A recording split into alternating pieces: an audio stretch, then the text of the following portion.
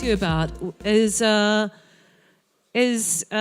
something, of course, that is important to both of us. Yes, very yes, much. yes. And this is women in music, and I want to. So obviously, you have your record label, Sound Warriors, which is focused on women. Yes. But so how else are you contributing to women in music? Are you and David said to ask you about mentoring women. This is something that is very dear to me since the beginnings of when I started. And, you know, when I started, I wasn't even thinking about, I was so different or I was a woman or anything like that. But as time went on, I started to notice like I was being treated differently, and people would always question me and are you a DJ and so on and so forth. So as time went on and I started to feel odd about being a woman and being a DJ, wherever I went, wherever I would see another woman playing, I would always run over and like, hey, good, there's another one, yay, you know?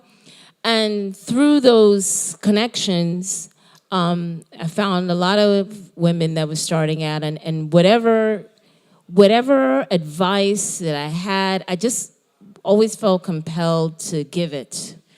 And that never changed for me, and I still do that. And whenever I'm interacting with a woman that's just starting out, DJing or production, I always take it upon myself, whether they ask or not, to offer any advice, any tips, anything that I can give that I feel they might not get, they might not ask, any support that will give them more foundation, give them more camaraderie, just anything that's going to help them on their journey. And I think, and I find for women, I think for men, and no matter how controversial it sounds, but it's from my own personal experience, I don't know if it's true for all, but it seems like, you know, one of the things when we started Sound Warrior, me and Lola were talking about, it seems like, you know, let's say when I hear my husband talking to his boys on the phone that make music, it comes easy to talk about, and they're always passing information. And for women, easy mentorship. Just on the fly mentorship, you know? And for women, it just doesn't seem so easy. So you have to sort of make an effort to make that happen. And it's super important for me. It's one of the next work that I'm embarking on. I want to do workshops around this because I think it is important. I think it's kind of like when you have a child and you kind of have to build that self-confidence so that they can go do whatever they want to do in life. And I think it's the same for women starting out. Before you get your confidence beaten up and all the other stuff that's going to come, that you have someone that can take you to the side and give you whatever information they have so that whatever comes at you, you're ready. And you're going to have confidence no matter what is going to happen. You're going to feel confident. You're going to feel strong in yourself. And you're just going to do you.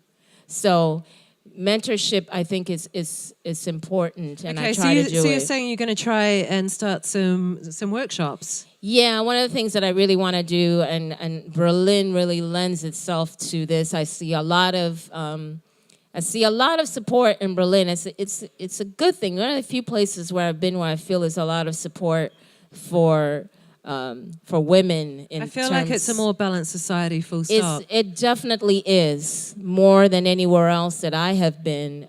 It definitely is. It lends itself to that. So I think this is a good place to do something around that. And I am developing a concept around that, just giving that basic support myself, bringing other women that feel the same way. Not everyone feels the same way, but those that do, that have something to offer, to come in and offer that and build that self-confidence so that the next generation of producers, of women, that it's not even a thing. They can just roll out. They're ready. They're prepared. They're self-confident. They just do their thing.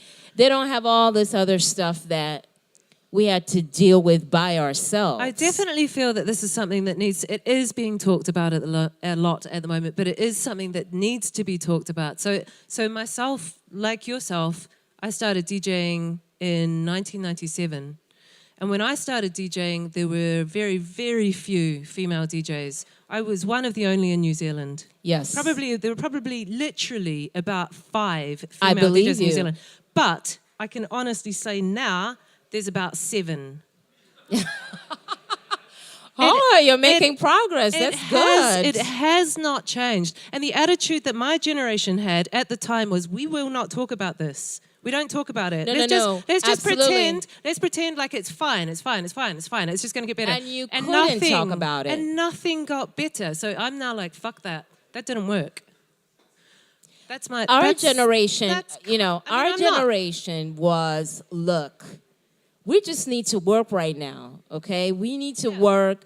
No one wants to hire you. If they do hire you, they don't want to pay you. They want to question you. I mean, we're just trying to survive, and that's what happens in the beginnings of any movement, is the people that are in the beginnings, like, they suffer. They have to make the sacrifice so that this generation of women, I see how they are. They're just doing their thing. They're like, you know what?